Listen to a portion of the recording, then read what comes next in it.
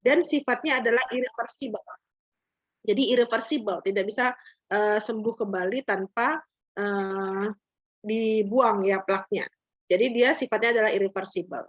Bila hanya melibatkan membran timpani itu disebut dengan miringosklerosis, dan kalau misalnya melibatkan telinga tengah dan mastoid juga itu disebut dengan timpanosklerosis. Jadi timpanosklerosis itu adalah kondisi sklerosis pada telinga tengah ya, hialinisasi pada telinga tengah. Nah, kalau hanya melibatkan membran timpani disebut dengan miringosklerosis. Jadi miringosklerosis termasuk dalam timpanosklerosis. Tunggu ya, ini saya buka slide.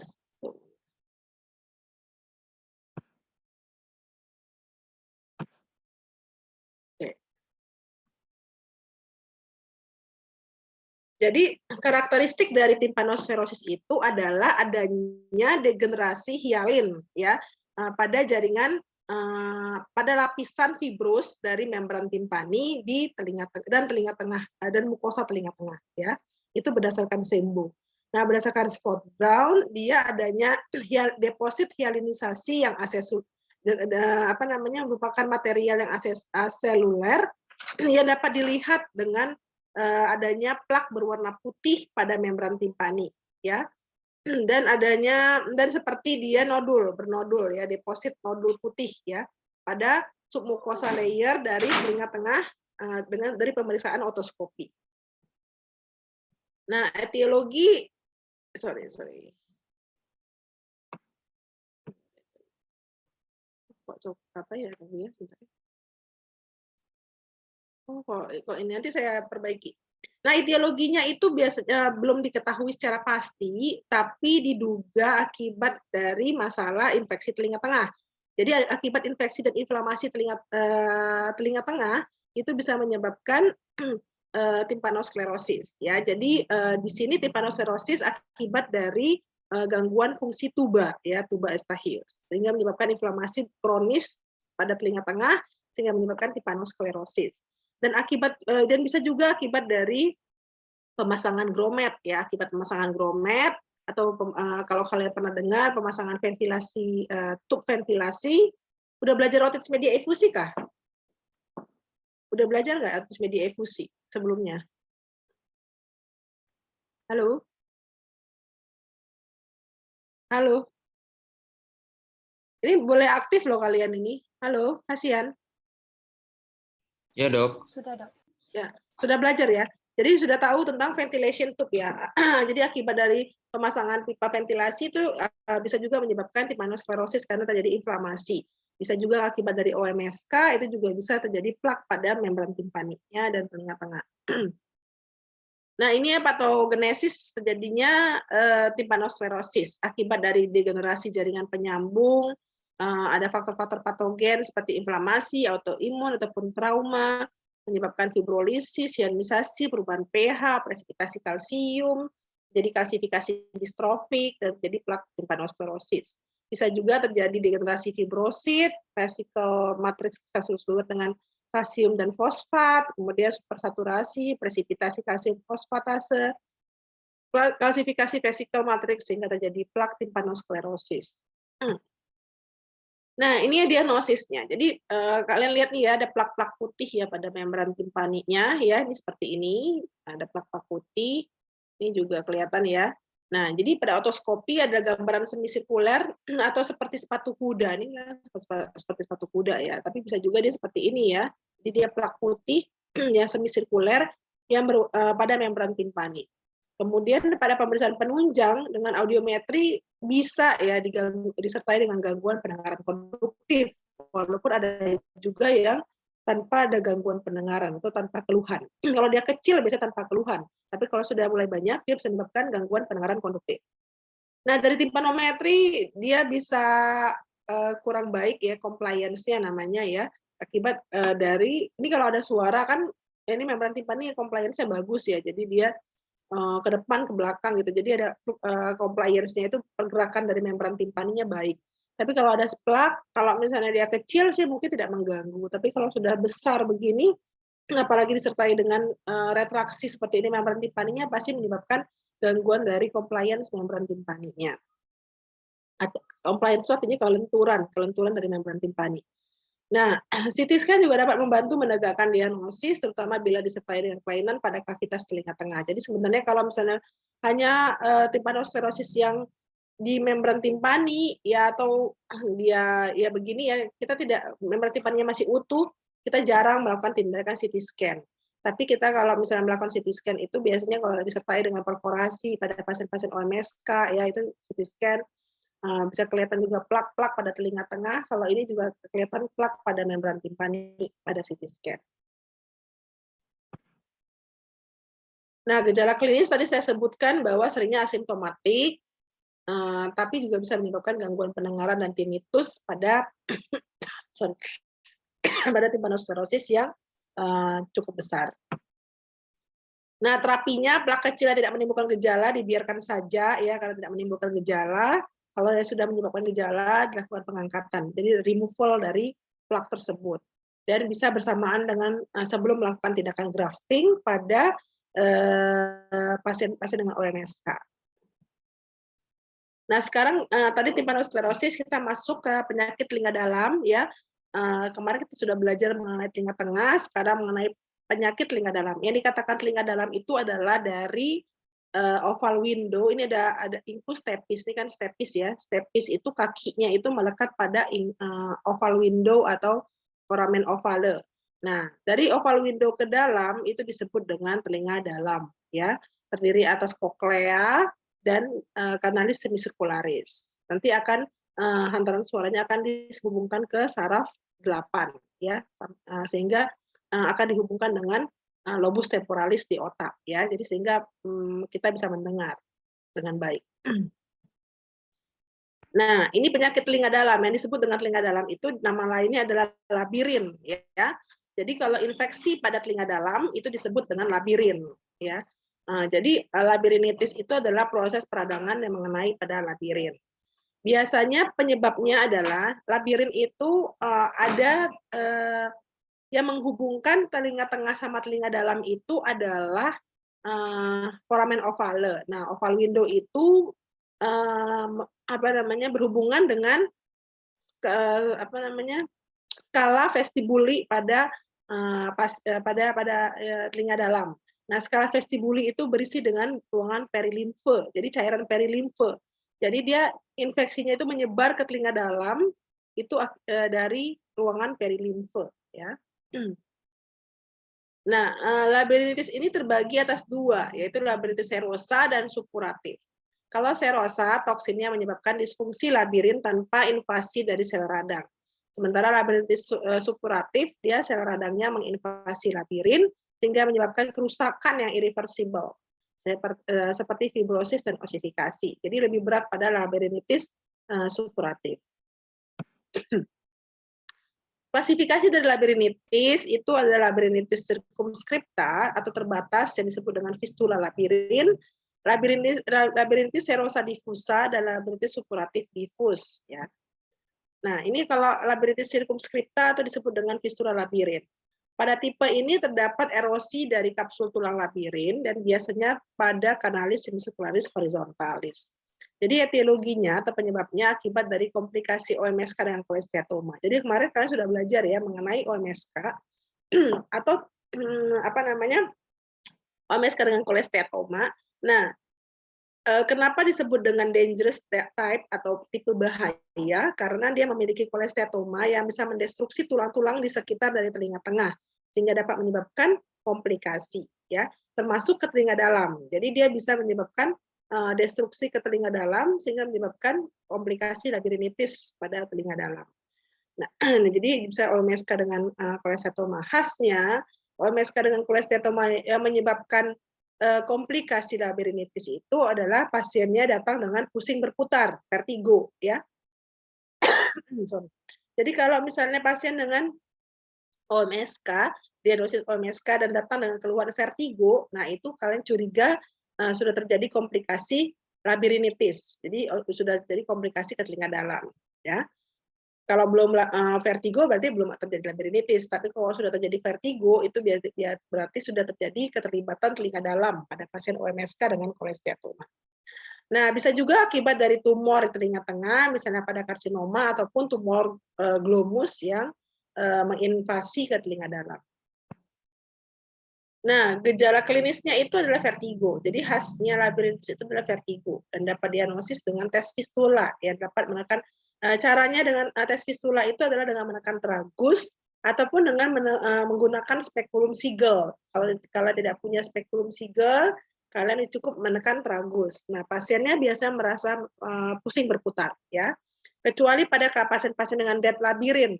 Jadi labirinnya sudah rusak sama sekali, nggak berfungsi lagi, bisa dia ya ditekan fistula sign-nya itu tidak ada terjadi vertigo karena memang sudah labirinnya sudah namanya dead labirin ya, sudah mati labirinnya karena sudah kerusakannya sudah luas. Nah, kalau misalnya apa namanya ini namanya fistula sign ya, fistula sign dapat tes fistula itu bisa menyebabkan dilakukan dengan ini menekan tragus ataupun menggunakan spekulum Siegel. Nah, penata laksanaannya biasanya kita lakukan pemberian antibiotik sistemik yang sebaiknya diberikan sebelum dan sesudah operasi untuk mencegah penyebaran infeksi ke labirin. Jadi pre dan post operasi pada pasien-pasien dengan OMSK itu juga harus lakukan pemberian antibiotik sistemik yang biasanya kita berikan adalah yang broad spectrum. Nah, kemudian ada labirinitis serosa diffusa, itu akibat peradangan difus tanpa pembentukan pus dan dapat sembuh sendiri bila segera diobati. Ya. Nah, penyebabnya adalah akibat dari labirinitis circumscript yang dihubungkan dengan OMS karena kolesteatoma, infeksi akut dari telinga tengah, ataupun akibat operasi stapedektomi atau operasi fenestrasi. Nah, gejala klinisnya pada kasus ringan biasanya menyebabkan vertigo dan nausea. Pada kasus berat, vertigonya menjadi lebih berat, disertai dengan mual muntah dan nistagmus spontan. Proses peradangan yang difus dengan keterlibatan koklea menyebabkan tuli sensorineural. Jadi apa namanya? Kalau sudah melibatkan telinga dalam, gangguan pendengarannya disebut dengan gangguan pendengaran sensorineural. Kalau melibatkan telinga tengah dan telinga dalam, berarti namanya mix, ya tipe campur. Nah, pada pelaksanaannya dengan tirah baring, posisi kepala dengan telinga yang sakit ke arah ke atas ya, kemudian diberikan antibiotik dosis tinggi, diberikan sedatif dan dilakukan miringotomi untuk jika labirinitisnya disertai dengan otitis media akut. Jadi bisa ya labirinitis disebabkan otitis media akut mungkin karena proses supurasi yang yang lumayan besar, berat ya, sehingga menyebabkan labirinitis. Nah, itu kan kalau misalnya otitis media akut, kemarin sudah belajar ya, itu ada bulging membran timpani, ya stadium supurasi dia terjadi bulging membran timpani. Nah, kita lakukan tindakan miringotomi. Jadi disayat sedikit membran timpaninya, dikeluarkan nanahnya, ya. Kemudian kultur pus untuk terapi antibiotik yang spesifik.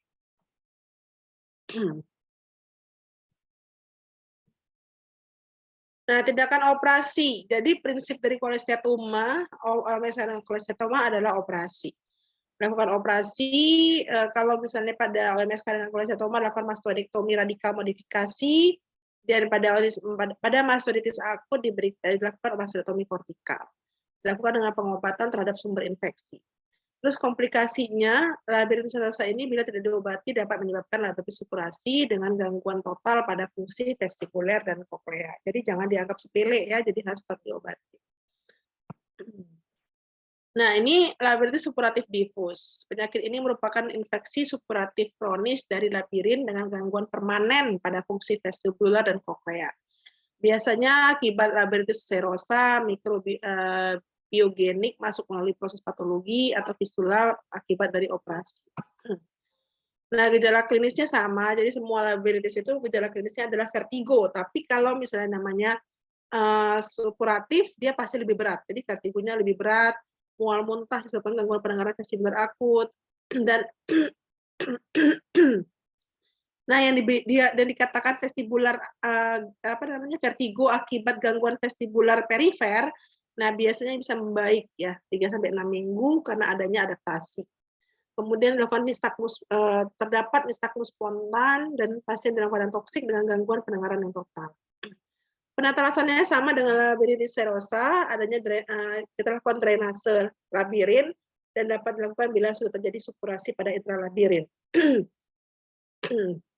karena dapat menyebabkan komplikasi intrakranial, misalnya meningitis ataupun abses otak. Sampai di sini ada yang mau bertanya, Dek? Silakan. Izin Paham bertanya, ya? Dok. Ya, silakan. Untuk tadi diagnosis labirinitis, untuk vertigonya, Dok, tadi kan kita bisa menekan tragus lalu dia menjadi vertigo, ya, Dok. Itu bagaimana Ya. caranya? Bagaimana caranya? Apanya nih caranya? Caranya tekan Bagaimana tragus karena bagaimana prosesnya sehingga dia bisa vertigo dengan kita menekan tragusnya? Jadi kalau kamu menekan apa namanya tragus, kamu memberikan tekanan ke telinga, termasuk dia ke telinga tengah. Kalau misalnya dia sudah terjadi OMSK, kan perforasi, ya kan? Perforasi membran timpani. Jadi tidak ada membran timpani sehingga telinga tengah langsung berhubungan dengan telinga luar langsung berhubungan dengan telinga tengah dan langsung berhubungan dengan telinga dalam, iya kan? Kalau kamu menekan tragus, berarti kamu memberikan tekanan pada telinga sehingga dapat tersensitisasi telinga dalamnya. Kalau terjadi fistula, jadi kalau misalnya dia terjadinya vertigonya itu karena dia bila ada fistula di labirin. Jadi labirinnya sudah erosi, labirinnya sudah terkikis, paham nggak? Dia sudah destruksi. Kalau labirinnya masih utuh, dia nggak akan terjadi rangsangan. Tapi kalau dia sudah terjadi erosi, jadi sudah terkikis labirinnya di telinga dalam, sehingga kamu memberikan tekanan, dia akan tersensitisasi. Akibatnya timbullah nystagmus. Paham? Paham, Dok. Terima kasih, Dok. Ya. Jadi kalau ini dia terjadi nystagmus itu bila sudah terjadi erosi pada atau fistula pada labirin. Ada lagi? Oke. Kalau tidak ada, saya lanjutkan. Penyakit yang berikutnya adalah presbikusis. Kalian pernah dengar ya, presbikusis itu biasanya pada orang tua ya. Adalah proses perubahan patologi organ auditori akibat proses degenerasi biasanya. Dan gangguan pendengarannya itu adalah sensori neural ya, bukan konduktif tapi sensori neural.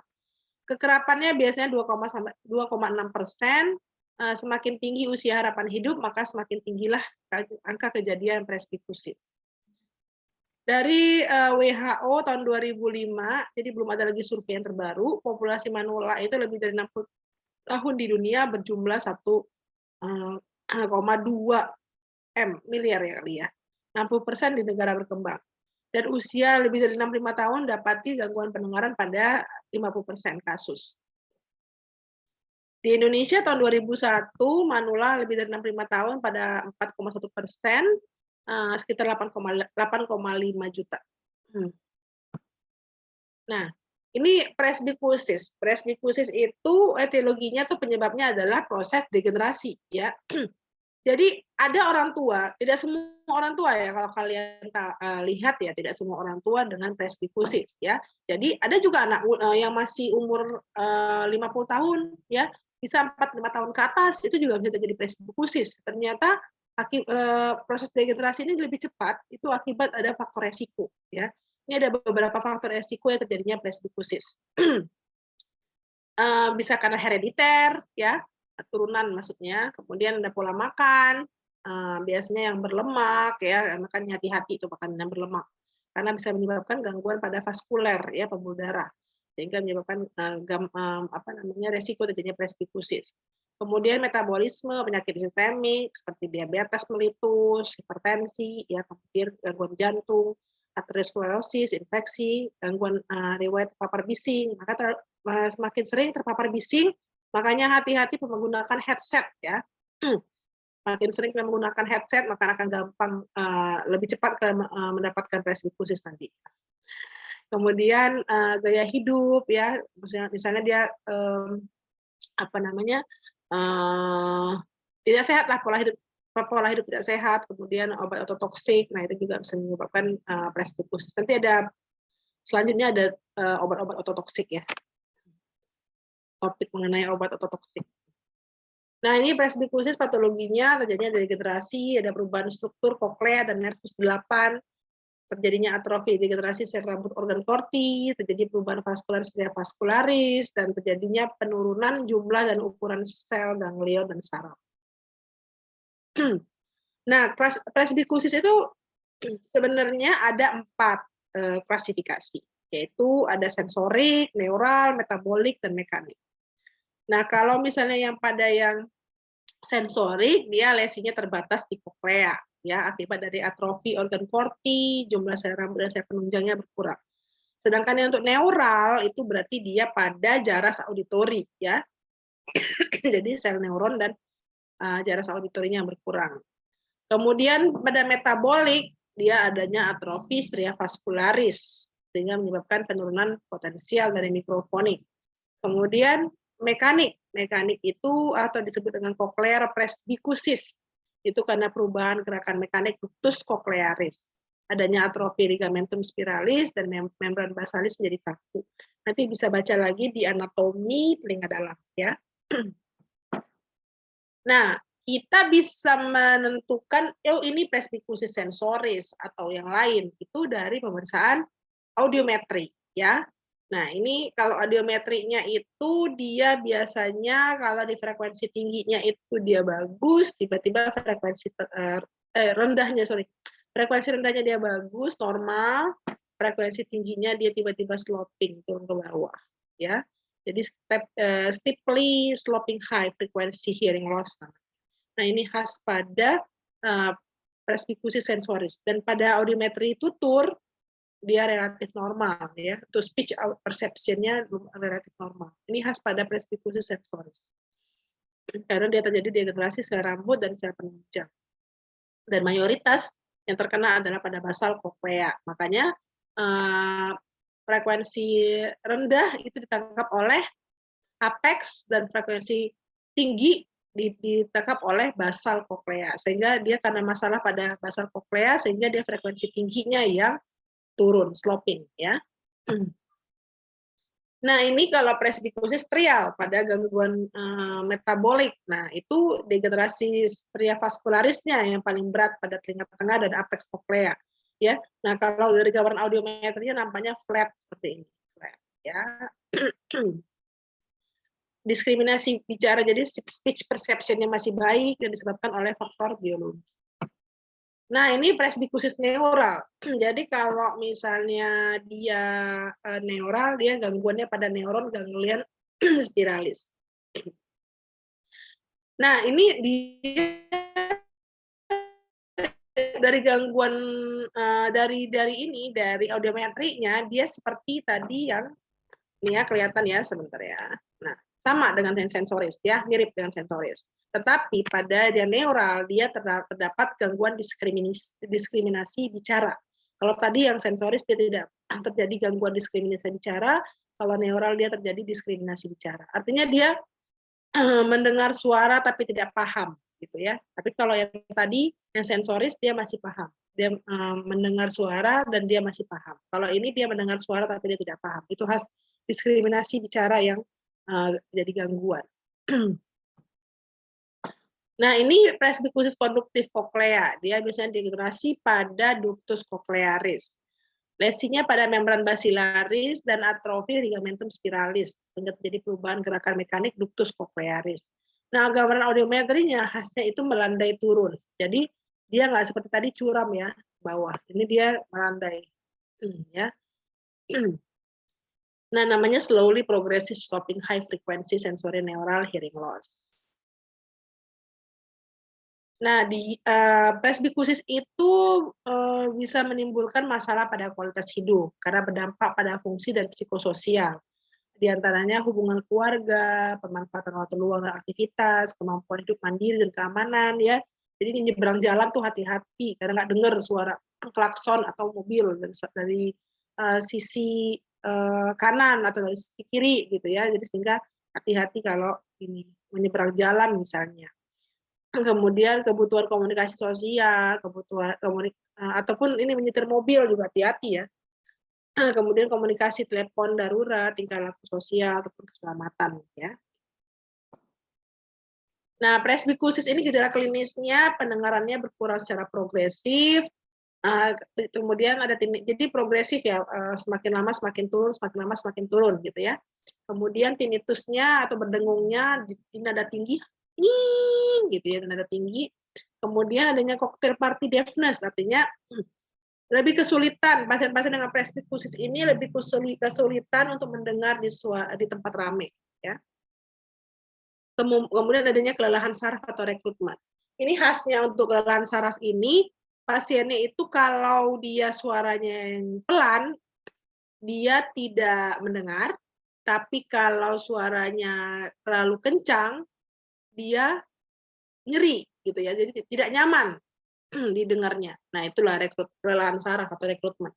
Jadi kalau misalnya ada kalian punya kakek atau punya keluarga gitu ya sudah menyebabkan presbikusis, kalau kalian bicara misalnya kakek tadi dari mana gitu, apa kata gitu ya. Jadi tapi kalau misalnya dibilang kakek dari mana terlalu tinggi pun dia pasti marah. Kau suaranya kuat kali gitu ya. Jadi memang serba salah ya kalau misalnya kadang-kadang kalau misalnya jadi ngomongnya itu ya kita kalau pada pasien-pasien presbikusis itu jangan terlalu kuat dan jangan terlalu pelan, kemudian dia harus lambat, jangan cepat-cepat. Kakek dari mana gitu ya. Jadi jangan kakek dari mana? Nah, itu dia susah untuk menangkap kalau misalnya dia dengan terlampau cepat. Jadi dia harus lambat ya, kakek dari mana dan suaranya jangan terlalu kuat dan jangan terlalu pelan. Kalau pelan juga dia nggak dengar, terlalu kuat juga dia akan tidak nyaman ya. Karena dia ada kelelahan saraf atau rekrutmen. Nah, diagnosisnya itu bisa kelihatan membran timpani suram, bisa juga tidak ya. Kemudian coba ya.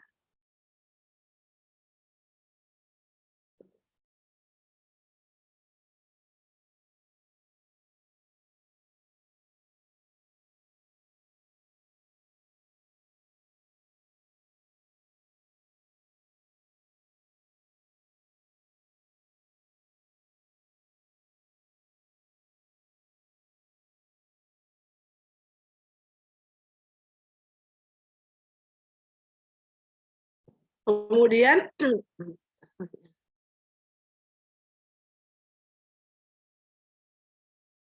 mobilitasnya juga berkurang. Jadi membran timpaninya pun kalian lihat mobilitasnya juga berkurang. Kemudian dari tes penala dijumpai tes gangguan pendengaran sensori neural. Jadi tadi saya sudah jelaskan dari semalam ya, kalau dari foramen ovale keluar ya ke telinga luar, jadi telinga tengah penyakit yang melibatkan telinga tengah sama telinga telinga luar disebut dengan gangguan pendengaran konduktif. Kalau masalah di telinga dalam ya, jadi dari foramen ovale ke dalam itu menyebabkan gangguan pendengaran sensori neural ya. Nah, itu pada presbikusis karena telinga dalam, gangguan pendengaran sensori neural. Yang melibatkan keduanya, telinga tengah, misalnya tadi OMSK dengan labirinitis, biasanya dia mix, ya tipe campur.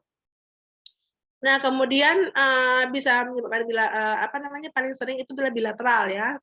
Seringnya bilateral kanan kiri, kemudian simetris. Yang ini misalnya 60 desibel, ini 60 desibel. Ini 80 desibel, 80 desibel. Jadi kanan kiri biasanya simetris.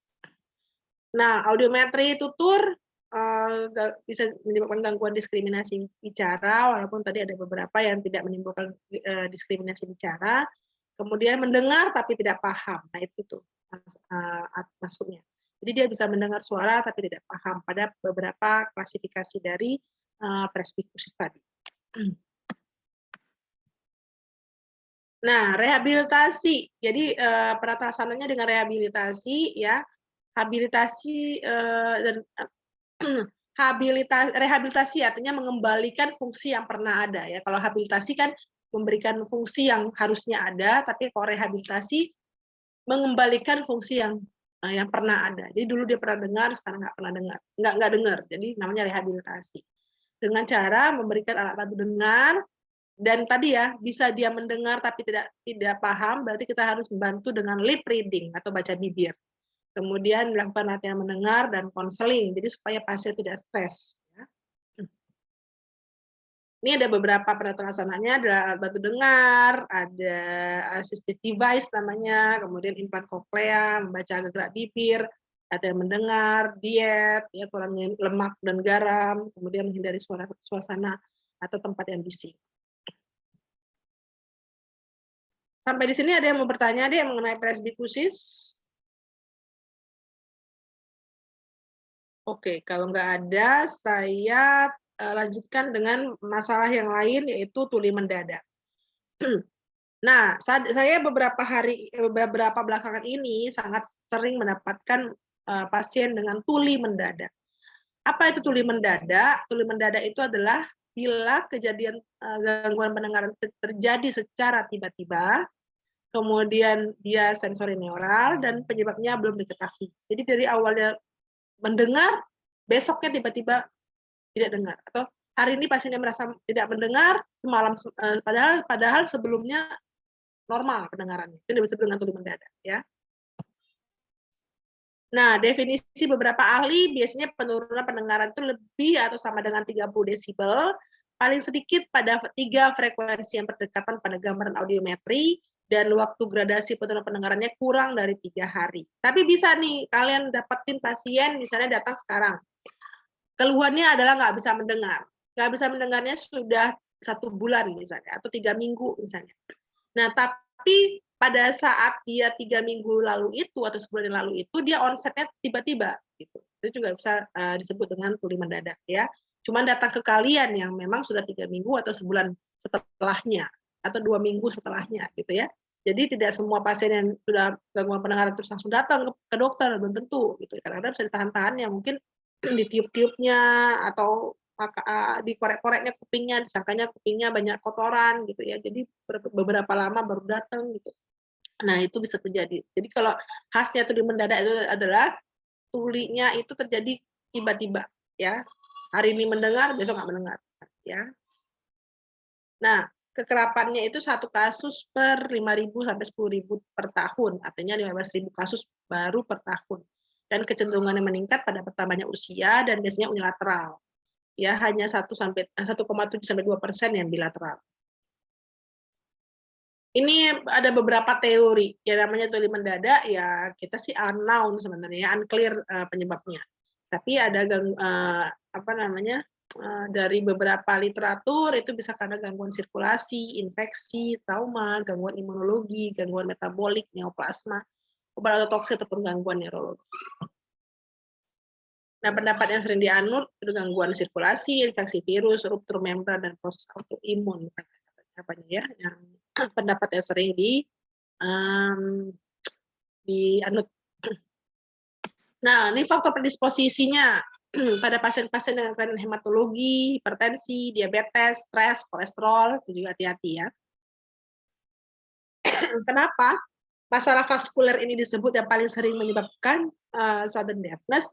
Karena ini lihat suplai arteri yang ke telinga dalam itu cuma 1, arteri dianya ya. Jadi kalau ini problem maka akan selesailah ini ke telinga dalam ya. Itu cuma 1, dia tidak ada kolateral. Beda sama jantung. Kalau jantung itu 1 menyumbat, yang lain ada kolateralnya. Tapi kalau di telinga 1 aja, labirintin arteri. Kalau misalnya itu menyumbat akan selesai di telinga dalamnya, akan menyebabkan gangguan di telinga dalamnya ya, baik bisa terjadi gangguan pendengaran ataupun gangguan keseimbangan. Jadi seringnya juga vertigo tuli mendadak itu disertai dengan vertigo ya. Jadi tidak selain gangguan pendengaran bisa juga menyebabkan vertigo. Namanya sudden deafness, sudden vertigo. Sudden deafness, sudden vertigo itu bila disertai dengan vertigo. Seringnya disertai dengan vertigo ya. Ini adalah gejala kliniknya, penurunan pendengaran tiba-tiba, biasanya pada 1 telinga, tinnitus, vertigo, rasa perut di telinga, bisa terasa nyeri ya, pada yang akut dia bisa nyeri, kemudian terjadinya parestesia dan tidak jelas penyebab sebelumnya. Diagnosisnya dengan anamnesis, jadi kita yang perlu kita gali adalah mengenai onset ya, jangka waktunya berapa lama terjadinya tuli mendadak. Kemudian gejala yang menyertai aktivitas yang dilakukan sebelumnya ya, faktor predisposisinya apa yang tadi saya sebutkan tadi, faktor predisposisinya, kemudian riwayat penyakit sebelumnya juga dicari ya, apakah ada diabetes, apakah ada gula, apakah ada penyakit sistemik lainnya gitu ya. Nah, ini pemeriksaan pendengaran dilakukan Rhino test. Kalau namanya dia tuli sensori neural pasti Rhino testnya positif. Webernya lateralisasi ke arah yang sehat dan sekuabah memendek. Saya nggak tahu apakah kalian sudah belajar tentang tes penala ya. Kemudian audiometri nada murni nanti kita lihat dengan tuli sensori neural. Pemeriksaan penunjang dengan CT scan MRI kalau dicurigai penyebabnya adalah neuroma akustik. Jadi kan karena dia paling sering adalah unilateral. Jadi kalau unilateral sensory neural hearing loss, kita harus menyingkirkan suatu neuroma akustik. Jadi seringnya kita lakukan juga CT scan dan MRI. Kemudian pemeriksaan laboratorium untuk memeriksa kemungkinan adanya infeksi, adanya DM. Oh ya, hiperlipidemia, jadi lemak. Itu juga sering menyebabkan sudden deafness ya. Hiperfibrinogen, hipotiroid, penyakit autoimun, dan hemostasis. Biasanya kita lakukan pemeriksaan agregasi trombosit. Ya. Nah, penata laksanaannya dengan kortikosteroid, vasodilator, antikoagulan, fibrinolitik, inhalasi, antivirus, tergantung penyebabnya. Nah, tuli mendadak ini yang menjadi goal standar untuk pengobatannya itu adalah kortikosteroid dan hiperbarik ya. Jadi yang lain hanya supporting dan tergantung penyakit penyertanya, tapi menjadi gold standar adalah kortikosteroid dan hiperbarik untuk terapi pada tuli mendadak.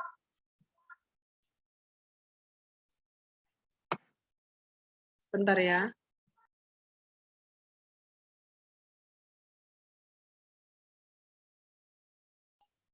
Nah, kemudian ini kortikosteroid ini adalah merupakan terapi ya utama untuk melakukan tuli mendadak.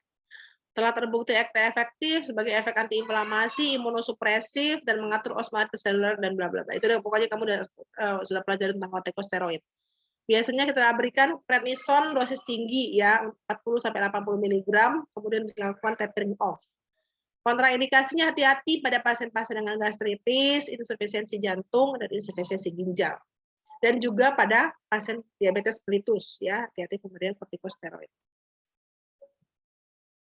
Ini vasodilator, itu juga lazim juga kita berikan, walaupun merupakan supporting terapi saja ya, untuk menghilangkan spasma vaskuler, kemudian bersama steroid hasilnya lebih baik, dan ini juga supporting terapi ginkgo biloba ya. Jadi selain kita histin, kita berikan ginkgo biloba. Itu merupakan terapi supporting pada tuli mendadak atau sudden death. Nah, ini antivirus kalau kita curigai adanya virus. Jadi ini ya, saya ada beberapa kasus pasien tuli mendadak itu post-mumps, post-parotitis ya.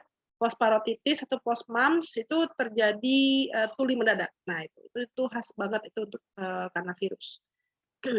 Jadi bisa kita berikan antivirus, acyclovir, kemudian oksigen hiperbarik. Nah, oksigen hiperbarik itu juga merupakan terapi utama untuk sudden deafness. Jadi selain antivirus, selain kortikosteroid, kita juga memberikan oksigen hiperbarik untuk meningkatkan tekanan oksigen di koklea. Nah, ini antitrombotik. Kalau kita curigai adanya suatu agregasi trombosit, maka tadi perlu kita lakukan pemeriksaan agregasi trombosit. Kita berikan antitrombotik untuk menekan fungsi trombosit. Ya, ada beberapa obat antitrombotik.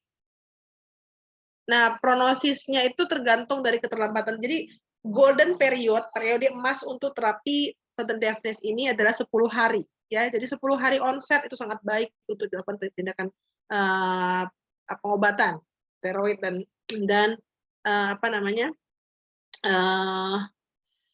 hiperbarik dan juga supporting terapi yang tadi ya. Jadi 10 hari adalah golden period untuk penanganan dari tuli mendadak. Lebih dari 10 hari ya itu pasti lebih tidak baik prognosisnya. Sorry. Adanya vertigo itu juga membuat jadi prognosisnya lebih kurang baik. Kemudian pada usia tua, tuli dada tinggi, cemas, nah itu juga nggak boleh ya. Kecemasan juga semakin cemas pasien itu sehingga semakin sulit ya untuk sembuh gitu ya. Jadi kita harus edukasi kepada pasien. Karena tinnitus ini menyebabkan dia jadi pasiennya lebih cemas ya, berdenging gitu ya. Karena itu akhirnya dia cemas karena memikirkan macam-macam gitu ya. Itu juga harus kita edukasi kepada pasien. Kemudian adanya penyakit penyerta itu juga memperberat prognosis pada sudden deafness. Nah, kesimpulannya tuli mendadak merupakan kasus darurat THT. Jadi tuli mendadak ini adalah kasus darurat, kalau nggak diobatin dia akan irreversible ya.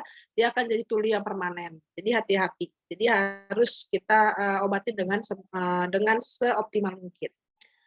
Nah, insiden sini belakangan meningkat, saya nggak tahu kemarin juga waktu zaman COVID ya, itu lumayan banyak tuh saya jumpai sudden deafness, apakah memang karena virus COVID, saya nggak, harus penelitian lebih lanjut. Kemudian pengobatan sedini mungkin sangat diperlukan. Ada yang mau bertanya mengenai sudden deafness atau tuli mendadak? Jadi sudden deafness itu seringnya disertai dengan sudden vertigo, makanya pasien merasa tidak nyaman ya. Ada yang mau bertanya? Kalau nggak ada yang mau bertanya, kita lanjutkan tentang otosklerosis. Nah, ini juga saya lupa nih, otosklerosis itu sebenarnya adalah masalah telinga tengah. Tapi otosklerosis ini juga bisa melibatkan telinga dalam atau kapsul labirin. Karena apa? Karena dia sudah menginvasi ke dalam, ke telinga dalam. Toksinnya masuk ke telinga dalam, sehingga menyebabkan juga gangguan di telinga dalam. Ya, jadi dia awalnya adalah masalah di telinga tengah, karena dia biasanya pada kaki, pada stapes ya. Nah, ini otosklerosis itu merupakan penyakit primer tulang kapsul labirin, biasanya adalah herediter dan umumnya adalah bilateral. Fokusnya pembentukan tulang baru dan karakteristiknya fase resorpsi dan redisposisi tulang sehingga menyebabkan fiksasi tulang-tulang pendengaran. Jadi keakibat dari seperti ini ada fiksasi ya di kaki dari stapes sehingga menyebabkan kaku ya. Harusnya kan kalau ada suara ini membran timpaninya compliance-nya bagus, menggetarkan tulang-tulang pendengaran di belakangnya, termasuk malleus incus dan stapes. Tapi karena ada sklerosis, tadi kayak timpanosklerosis kan di membran timpani. Kalau otosklerosis dia di kaki dari stapes biasanya ya. Nah, ini akan kaku jadinya sehingga hantaran suara juga berkurang ya, gangguan pendengaran. Karena ada fiksasi tulang-tulang pendengaran. Nah, manifestasi kliniknya adalah gangguan pendengaran, bisa konduksi ataupun sensori neural ataupun mix ya. Konduksi kalau dia hanya melibatkan di kaki stapes, kalau sensori neural bila sudah toksinnya masuk ke telinga dalam. Kalau melibatkan bisa juga mix, dua-duanya kena. Kemudian tinnitus dan vertigo. Pola rasnya itu yang paling sering adalah Kaukasian. Jadi Asia lebih jarang terjadi. Sorry. Ras Amerika, Afrika itu juga jarang. Jenis kelaminnya wanita lebih sering daripada laki-laki karena diduga karena ada pengaruh hormon estrogen. Kemudian usia dekadenya itu lebih sering adalah dewasa muda ya, yang kedua dan kelima. Jadi bukan pada orang tua, pada dewasa muda ya. Etiologinya tidak diketahui secara pasti, tapi ada genetik yang namanya autosomal dominan dan pasca infeksi virus campak juga sering terjadi otosklerosis. Nah, ini adalah gejala klinis dari otosklerosis. Gangguan pendengarannya biasanya bilateral, progresif, jadi semakin lama semakin jelek, semakin lama semakin jelek ya. Jadi dia perlahan. Dia kalau otosklerosis khasnya itu gangguan pendengarannya itu perlahan-lahan turun, perlahan turun. Misalnya tahun ini dia gangguan pendengarannya 40 desibel. Tahun depan sudah 60 desibel, tahun depannya lagi sudah 80 desibel. Jadi memang dia progresif. Jadi pelan-pelan, tapi makin lama makin turun. Nah, dia biasanya adalah konduktif, walaupun bisa menyebabkan dia sensori neural, kemudian parakusis widisi, ya. Kemudian tinnitus itu akibat adanya degenerasi sensori neural pada fase awal penyakit. Kemudian vertigonya enzim toksik pada label vestibuler dari anamnesis harus disingkirkan kemungkinan penyebab lain. Nah, diagnosisnya di awal usia terjadi ketulian yang kemudian terjadi ketuliannya progresif ya, makin lama makin turun. Dan derajat gangguannya pendengarannya bervariasi dan bisa menyebabkan gangguan sosial dan pekerjaan. Keluhan lain tadi saya sudah sebutkan, kemudian riwayat keluarga, keluhan serupa dan riwayat banyak infeksi telinga, trauma akustik dan obat ototoksik juga hormonal. Itu diduga sebagai faktor penyebab ya. Sebentar ya, Dek ya, maaf ya, ntar ya.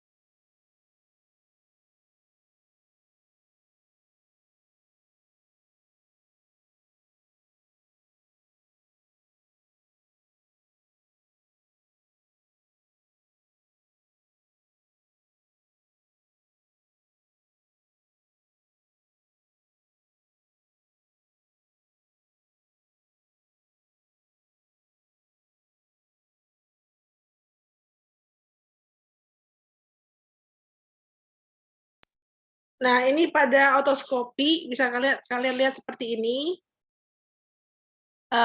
Membran timpaninya bisa normal dan adanya Schwartz sign. Nah, Schwartz sign positif itu terjadi biasanya pada fase akut. Jadi otosklerosis yang akut kalian bisa lihat tanda Schwartz sign ya. Nah, dengan pneumatik Siegel, jadi pneumatik Siegel itu nanti kalian bisa baca ya. Jadi dia ada masuk dia seperti otoskopi. Jadi dia masuk ke otoskopi tapi dia ada balonnya di bawah. Jadi segitu dia akan kalian bisa melihat membran timpaninya mengembang ya. Itu melihat gerakan dari membran timpani. Nah, kalau pada membran timpani yang dengan otosklerosis dia bisa lebih kaku ya.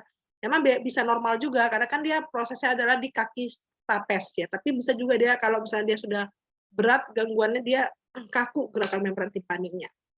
Sama seperti pada membran timpani yang sklerosis tadi ya, timpanosklerosis itu jadi gak kaku compliance-nya, itu gerakan membran timpaninya. Itu bisa dilihat dengan pneumatik Siegel. Itu jadi ada balon di bawahnya ya, bisa dipecat gitu ya.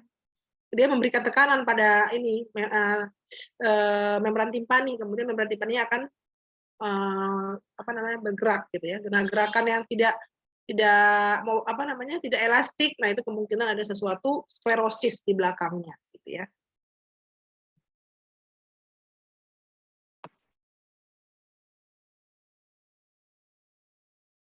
Nah, ini audiometri nada murni, kalau dia ini saya perbaiki lagi, nggak tahu nih kenapa ini ya, kok ada tanya ini.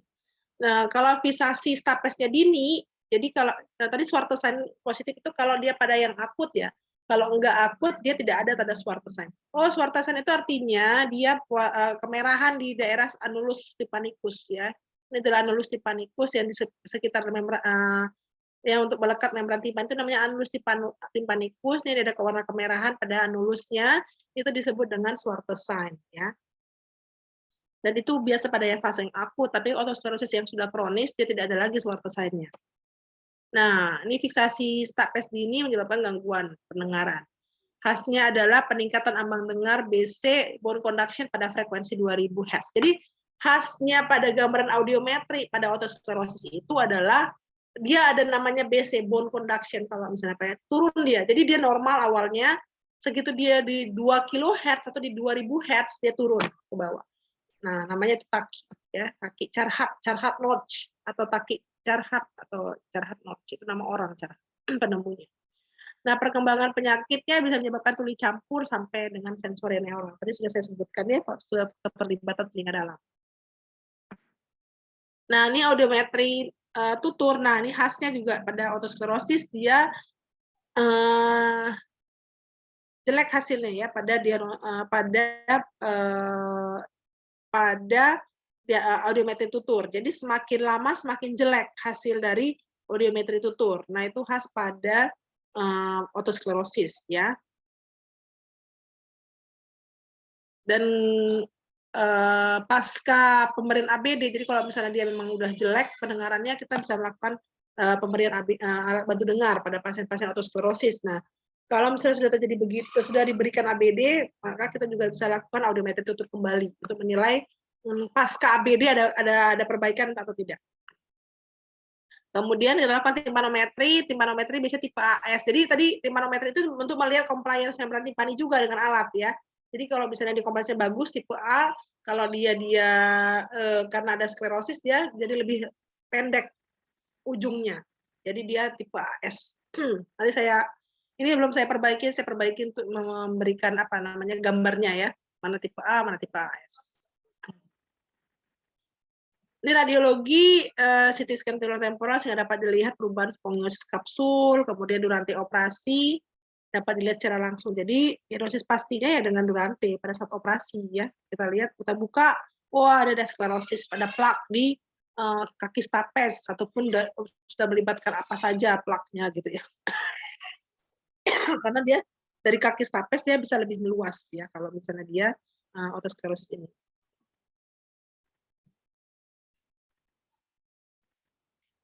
Nah, diagnosis banding dengan ini ada kekakuan sistem tulang pendengaran, kemudian diskotik tulang, penyakit tulang sistemik, tuli syaraf, Meniere, ototoksik di diagnosis banding pada otosklerosis. Penata laksanaannya sebenarnya 2, ada non bedah dan bedah. Nah, non bedah itu dengan obat, tapi saya tidak begitu bermanfaat ya kalau saya bilang ya, beberapa obat-obat ini, cuma di buku ada seperti ini ya. Kemudian kalau misalnya pasien menolak bedah, pembedahan bisa dilakukan pemberian alat bantu dengar. Nah, ini operasi untuk otosklerosis. Jadi kita angkat stapesnya. Ini namanya stapedektomi ya. Kalau stapedektomi artinya diangkat seluruh stapesnya, kemudian dibuat prostesis, digantikan stapes. Ini kan inkus ya, ini inkus. Ini harusnya di sini kan ada stapesnya dalam foramen ovale ya, lubang ini. Nah, karena dia sklerosis, ada plak-plak di sini, makanya diangkat stapesnya, kemudian ini digantungkan seperti ini ya, untuk prostesis stapes namanya. Bisa juga stapedotomi. Kalau stapedotomi, dia tidak mengangkat stapes, kaki stapes, tidak mengangkat stapes secara keseluruhan, hanya melubangi pada kaki stapes dan kemudian kita lakukan pemberian prostesis. Jadi dia stapesnya itu dibuat prostesis gitu. Jadi supaya jangan kaku pergerakannya sehingga tidak mengganggu, memperbaiki pendengarannya. Ini ada beberapa kontraindikasi operasi. Nah, berikutnya adalah ototoksik. Ototoksik itu akibat dari pemberian obat-obatan ya, efek samping dari pemberian obat-obatan. Nah, gejalanya itu adalah berdengung, gangguan pendengaran, rasa penuh di telinga, dan vertigo. Dan tuli sensori neural ya, namanya ototoksik berarti dia keterlibatan telinga dalam. Jadi tuli sensori neural biasanya bilateral dan dapat juga unilateral. Tapi umumnya adalah bilateral. Nah, ini adalah beberapa mekanisme ototoksik, bisa degenerasi striatum vascularis, degenerasi sel epitelsensori, kemudian degenerasi sel ganglion. Nah, ini tadi saya bilang beberapa obat-obat yang menyebabkan ototoksik. Jadi kalau ada pasien bilang, "Dok, ini karena kebanyakan obat bisa nggak jadi tuli ya?" Gitu. Bisa iya, bisa enggak. Jadi tergantung obat apa yang dipakai oleh pasien. Ini adalah obat-obat yang bisa menyebabkan ototoksik ya, yaitu golongan aminoglycoside seperti erythromycin, streptomycin, neomycin, kanamisin, gentamicin, teramisin. Jadi hati-hati pemberian golongan aminoglikosida. Paskanya kita harus audiometri ya, tes pendengaran. Tapi memang tidak semua sih, memang dia dengan pemberian ini langsung jadi tuli, enggak juga gitu ya, enggak semua. Dari penelitian ada masalah ada hubungannya dengan genetik ya. Cuman tetap harus kita waspada pemberian antibiotik seperti ini ya. Kemudian pemberian loop diuretik seperti furosemide ya, itu juga bisa menyebabkan ototoksik. Makanya pasien-pasien dengan gangguan ginjal yang menggunakan furosemide itu sering ya jadi ototoksik. Kemudian aspirin, nah hati-hati juga pemberian aspirin ya. Kalau misalnya dia masalah ini kan perlu ya, kalau misalnya dokter jantung pasti memberikan aspirin itu seumur hidup pada pasien-pasien misalnya gangguan stroke ataupun pasien dengan pos operasi jantung, pasang ring jantung itu kan diberikan aspirin. Nah, itu juga harus dilakukan pemeriksaan audiometri secara berkala ya, karena dia bisa menyebabkan ototoksik. Obat malaria juga kina, kloroquine, kemudian obat anti tumor, cisplatin, karboplatin. Jadi kalau misalnya pasien-pasien dengan tumor CA diberikan cisplatin, karboplatin, sebagusnya dilakukan audiometri secara berkala. Kemudian obat tetes telinga. Nah, hati-hati nih pemberian tetes telinga aminoglycoside seperti neomycin dan polymyxin B. Itu juga ototoksik. Jadi jangan berikan golongan ini pada pasien-pasien dengan perforasi membran timpani. Karena kalau perforasi membran timpani, obat tetes telinganya kalau segitu kalian teteskan, karena ada lubang di membran timpani, masuk langsung ke telinga tengah dan masuk langsung ke telinga dalam. Kecuali pada pasien-pasien otitis eksterna membran timpaninya masih utuh, boleh kita berikan tetes telinga seperti ini. Karena kan dia ada bariernya, ada membran timpani. Jadi dia tidak langsung masuk ke telinga tengah dan telinga dalam.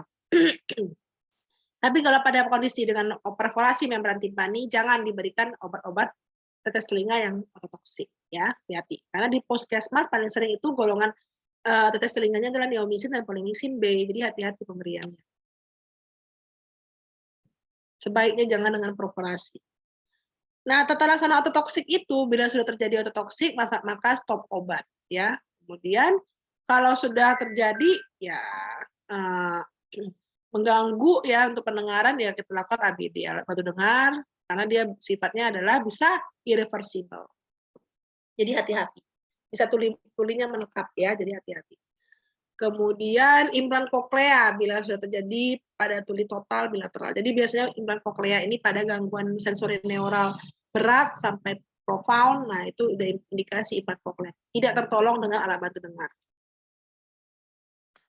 Nah, jadi pencegahannya bisa dicegah ya kalau obat ototoksik, pertimbangkan penggunaan obat ototoksik, menilai kerentanan pasien, dan monitor efek samping dini. Jadi kalau misalnya memang perlu sekali, kalau misalnya bisa ada alternatif lain, dicari alternatif lain.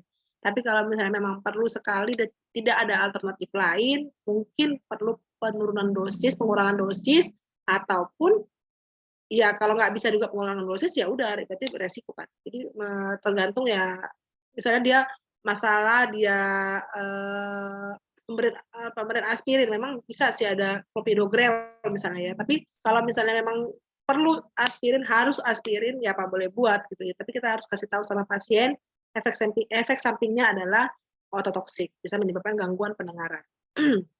Tapi kalau memang dia untuk life survive ya, untuk life survive keselamatan jiwanya ya apa boleh buat ya. Karena kan kalau ototoksik tidak menyebabkan gangguan jiwa, gangguan keselamatan, apa namanya. Tapi kalau misalnya dia penyakit yang lain, yang penyakit yang membutuhkan itu, misalnya penyakit sistemik tadi kan dia memang untuk keselamatan jiwa. Jadi ya kita lihat prioritasnya ya. Jadi itu sebagai dokter kita harus menimbang-nimbang ya apa yang prioritas yang harus kita lakukan. Tapi jangan lupa inform concern yang jelas pada pasien. Nah, bila ada gejala, evaluasi audiologi dan hentikan pengobatan sebagusnya ya. Nah, prognosisnya tidak begitu baik. Maksudnya prognosis itu dia memang irreversible ya, jadi tidak baik. Jadi karena dia irreversible. Tergantung jenis obat, jumlah dan lamanya pengobatan dan kerentanan pasien. Lupa saya tadi obat TBC juga bisa menyebabkan ototoksik ya. Jadi hati-hati penggunaan obat-obat TBC. Sebagusnya audiometri berkala. Nah, penyakit lainnya adalah tuli kongenital. Tuli kongenital itu ketulian di bawah sejak lahir. Sampai di sini ada yang mau bertanya, Dek?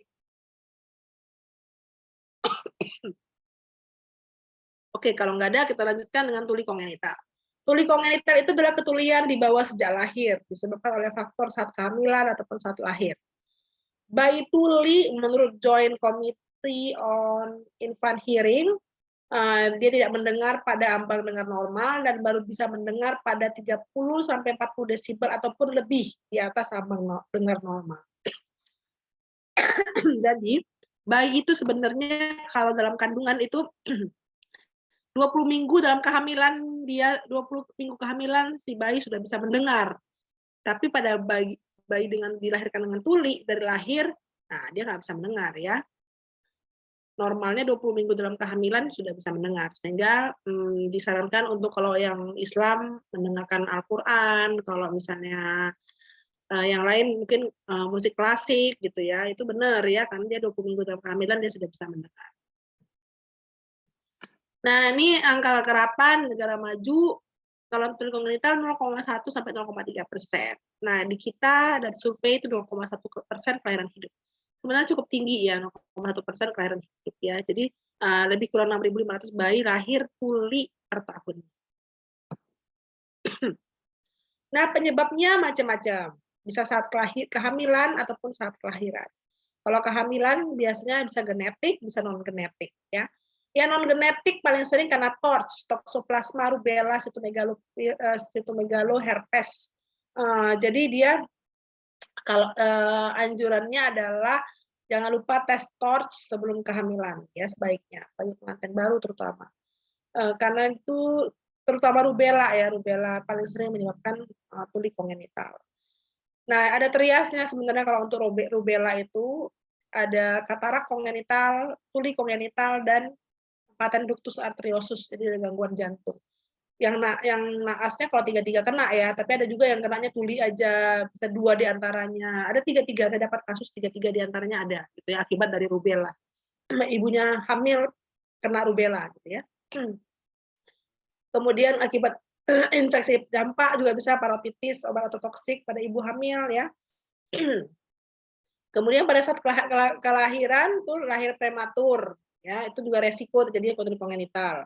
Berat badan lahir rendah, kurang dari 1.500 gram.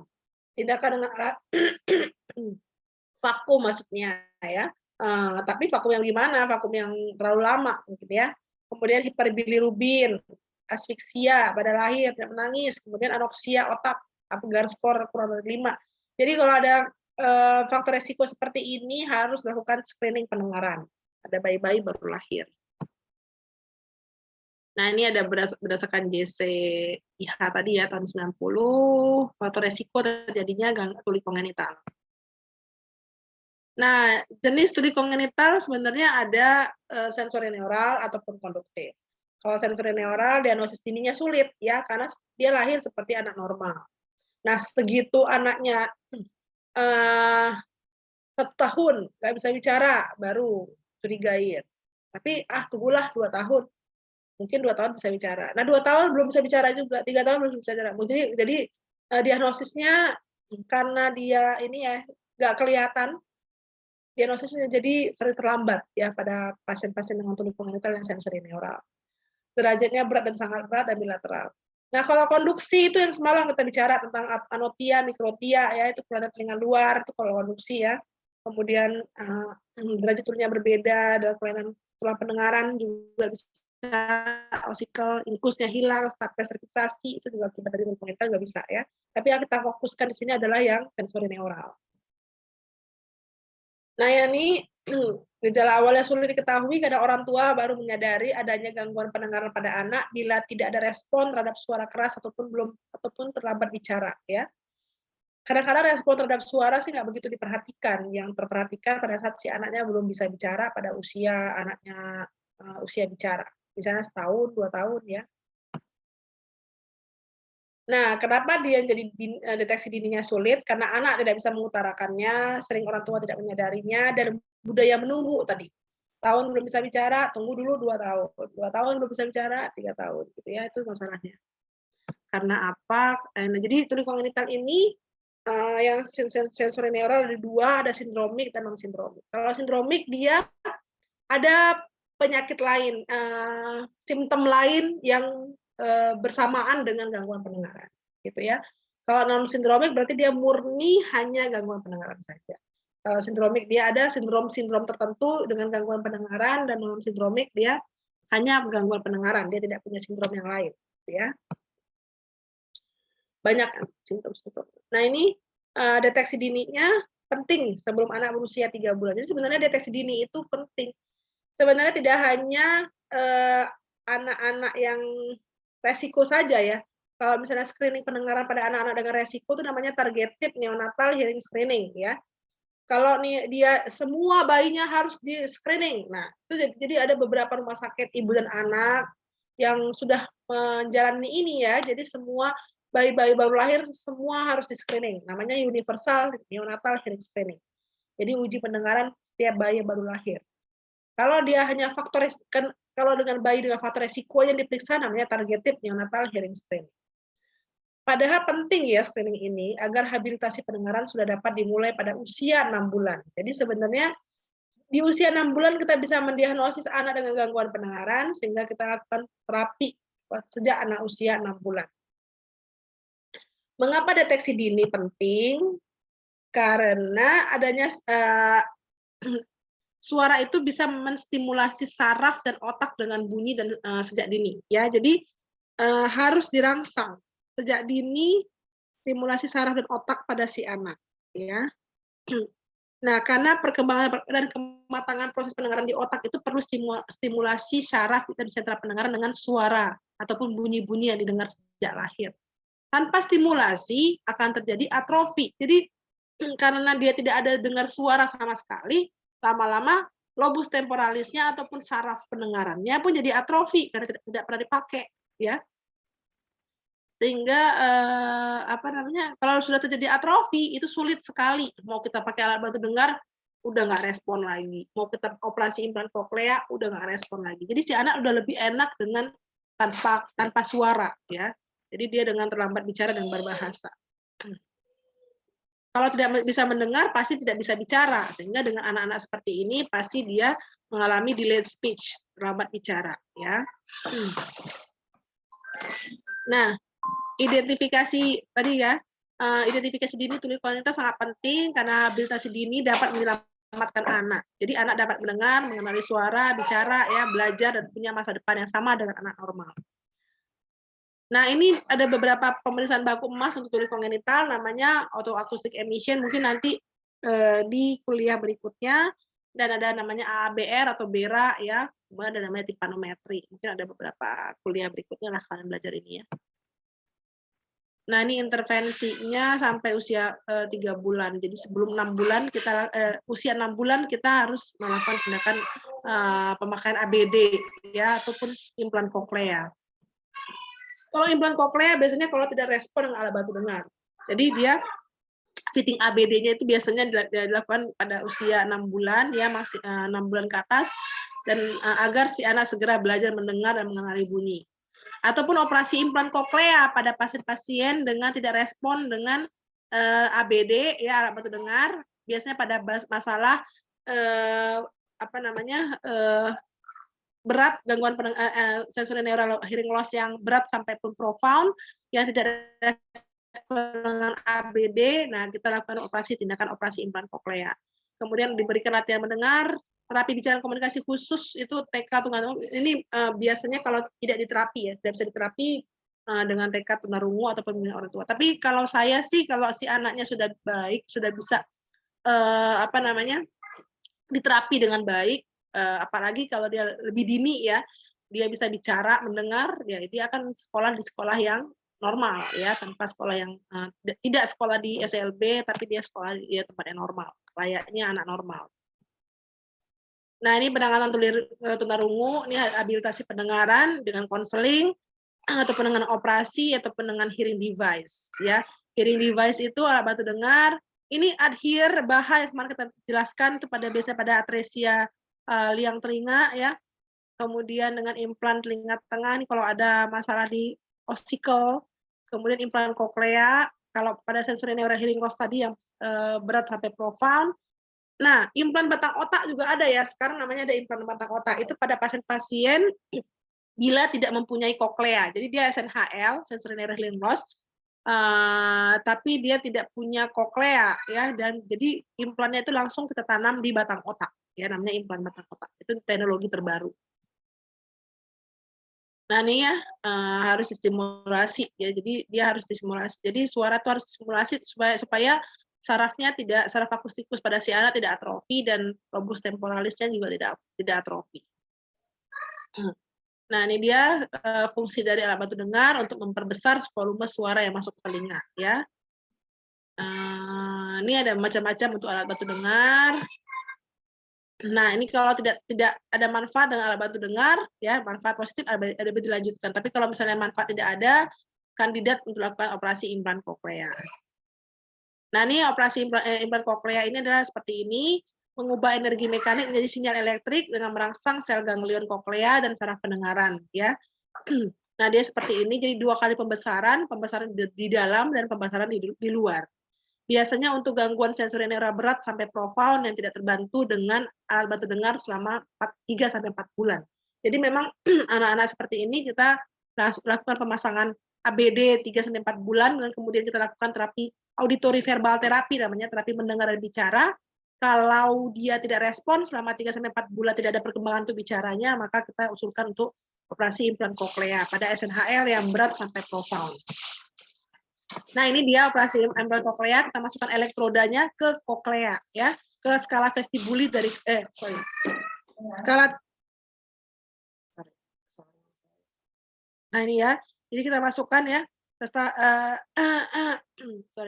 skala timpani pada koklea. Nah, kita lingkarkan seperti ini, ya, kita masukkan lewat operasi. Nah, pasca implan kita mengaktifkan alat dengan switch on, mapping, dan auditory verbal terapi. Namanya terapi mendengar dan bicara. Ini seperti kayak dia sudah pasang alat, tapi dia harus pasang alat dulu.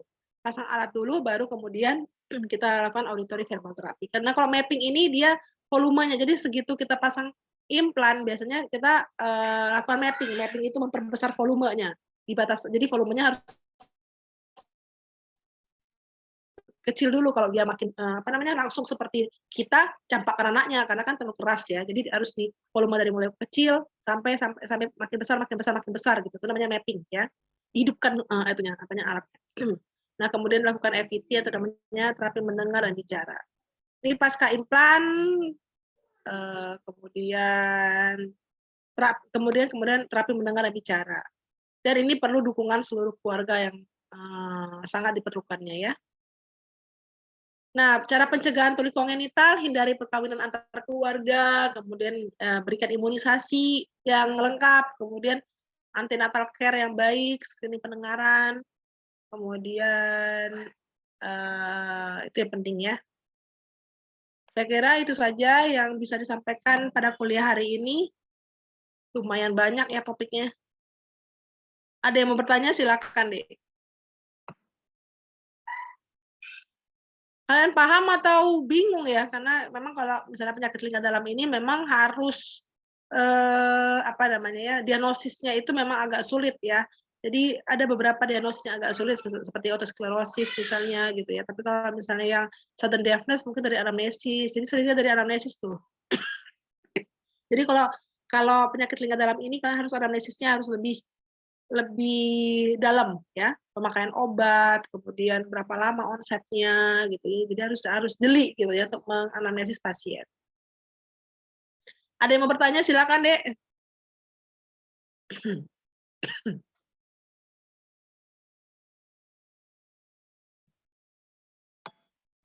Halo?